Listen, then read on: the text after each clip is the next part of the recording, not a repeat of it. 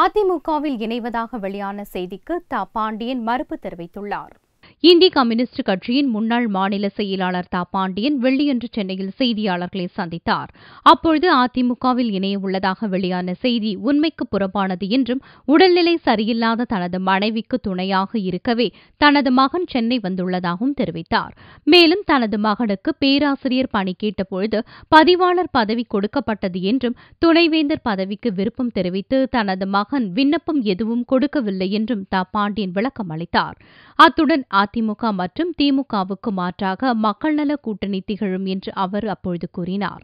நான் பல்வேறு காரணங்களால் கம்யூனிஸ்ட் கட்சியிலிருந்து விலகி அனைத்திந்திய அண்ணா திராவிட முன்னேற்றக் கழகத்தில் அம்மையார் முன்னிலையில் சேரப்போவதாக முடிவு எடுத்துவிட்டதாக அவர்களுக்கு செய்தி கிடைத்ததாக ஒரு கட்டம் கட்டி பெரிய கருப்பு எழுத்திலே போட்டிருக்கிறார். திடீரென்று இந்த தேர்தலில் வைக்கிற உறவுகள் சம்பந்தமாக ஏற்பட்ட மன வருத்தம் அல்லது ஏமாற்றம், இவைகள் காரணமாக இந்த கட்சியிலிருந்து விலகி அந்த கட்சியிலே போய் சேரப்போவதாக அவர்கள் செய்தியை வெளியிட்டிருக்கிறார். தமிழிலே இதை பச்சை பொய் என்று சொல்லுவார்கள், ஆங்கிலத்திலே அதை ஒயிட் லை என்று சொல்லுவார்கள், வெள்ளை பொய் என்று சொல்லுவார்கள்.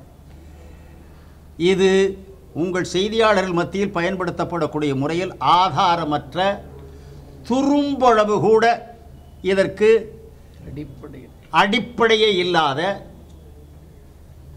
கடைந்தெடுத்த பச்சை பொய்.